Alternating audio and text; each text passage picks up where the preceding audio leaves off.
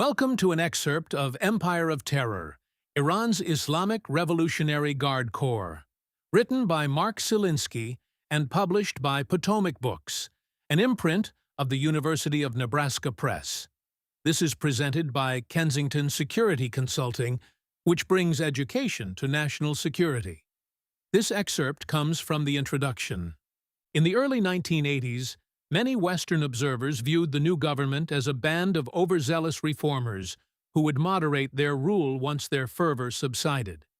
However, although the wholesale killings of the early years subsided, widespread repression continues, and the guards remain the primary instrument of that subjugation. Today, Iranians under 45 have little memory of Iran without the guards. The Islamic Revolution established a new social order grounded in fundamentalist Islamic family ethics and values. In present-day Iran, there is little room for political, religious, or social deviation. A woman's life is valued at half that of a man's, as stated in Article 209 of Iran's Islamic criminal law. Article 1210 sets the age of majority for females at 9 years.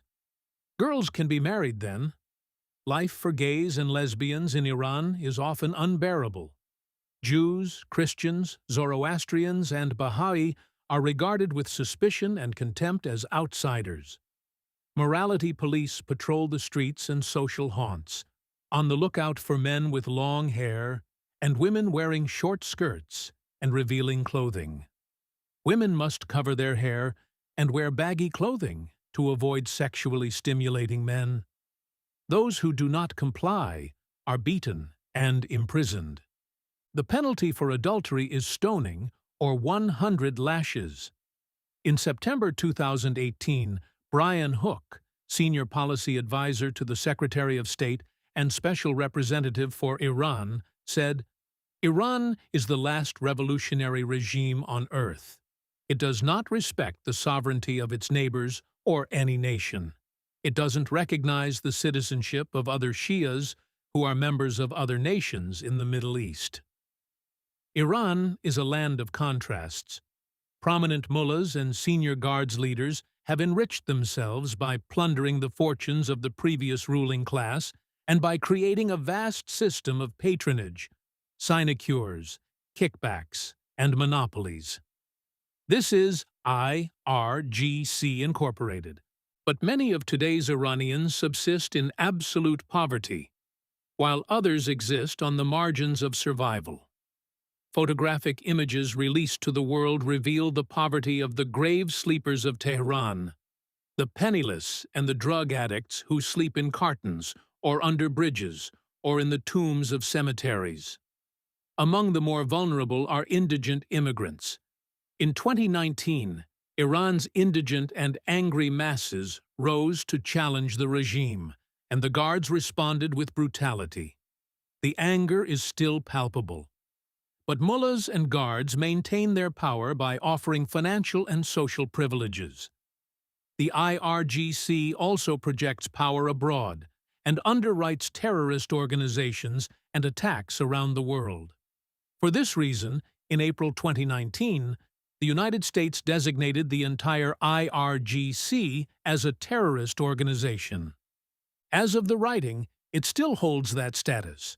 Who are the guards? The guards' origins, mission, orders of battle, leadership, strengths, faults, and defects are discussed in detail in subsequent chapters.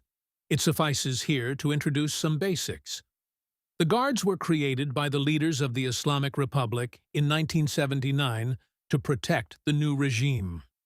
Just as Lenin and Hitler created bodyguards for their new governments, the Ayatollah Khomeini forged a shield of guardians. While the guards began piecemeal, cobbled together from local militias, they evolved to become a great power. Many founding leaders were political outlaws during the Shah's tenure. Others had been rusticated to Iraq or Paris, or were imprisoned in Tehran's Evin prison, which became a blast furnace of radical ideas in the 1960s and 1970s. Over time, the guards evolved from a military force employing both conventional and unconventional tactics into a multipurpose enterprise that controls an economic conglomerate. Today, the Guards possess political and military power and control strategic industries, commercial services, and black market enterprises. The total defense budget for 2016 to 17 was approximately $9 billion. In contrast, the Guards were reportedly allocated $4.9 billion, a 67% increase over the previous year, to which should be added the Basij budget of $357 million. The budget for fiscal year 2018 to 19 allocated the Guards funds 3 times those allocated to the Army. Comparisons of Guards to the Soviet KGB and to the Nazi SS are a leitmotif of this book. All 3 were created to protect radical, expansionistic, and authoritarian states. As Chapter 3 shows, the early leaders of all 3 services were true believers, drawn from the inner circles of Lenin, Hitler, and Khomeini. Their initial efforts focused on eliminating the remnants of the old regimes and rivals to power, the Tsar's Okrana, the German Sturmabteilung, SA, and the Shah's Saziman-e-Etalat Vax Keshvar, Savak. After domestic security was established, all 3 services built beachheads of influence abroad. All comprised military or paramilitary units, and economic domains. This book argues that Iran's regime is so intertwined with and dependent on the Guards that it is difficult to separate the two. Similarly, in Nazi Germany and the Soviet Union, the government and the protective and intelligence services were interwoven. All 3 services offered, and Iran's case continues to offer, unwavering obedience to their nation's dictator. After 1934, German military, paramilitary, intelligence, and security officers took personal oaths of allegiance to Adolf Hitler. Many, particularly SS men and women, followed Hitler until the war's end, despite his reckless and ultimately self-defeating strategy and his contemptuous disregard for the lives of those who served him with blind loyalty. For their part, leaders of the Soviet services proved their loyalty to Stalin. But when their assistance was no longer useful, they too were killed on the dictator's orders. Iran's Guards, like those of Stalin's Soviet Union and Hitler's Germany, swear allegiance to their leader. But they too are sometimes killed or psychologically ruined. As with the other services, the Guards pressure and sometimes harm the families of individuals they consider enemies. Finally, like their historical counterparts, the Guards help deceive the world about life in Iran. At the 1936 Berlin Olympics, Hitler deceived the world into believing he had peaceful global intentions. In the Soviet Union, Lenin and Stalin cultivated Western sympathizers, including leading intellectuals, professors, and liberal clergymen.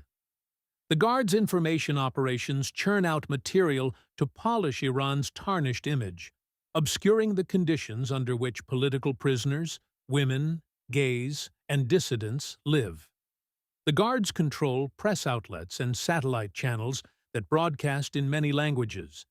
Their active measures include subsidizing allies, establishing front companies, and funding friendly mosques. This concludes this reading of Empire of Terror, which is available for purchase online and in select bookstores worldwide. If you enjoyed it, please consider subscribing and pressing the like button. This reading does not represent the official position of any agency or individual within the United States government. On behalf of Kensington Security Consulting, thank you for listening.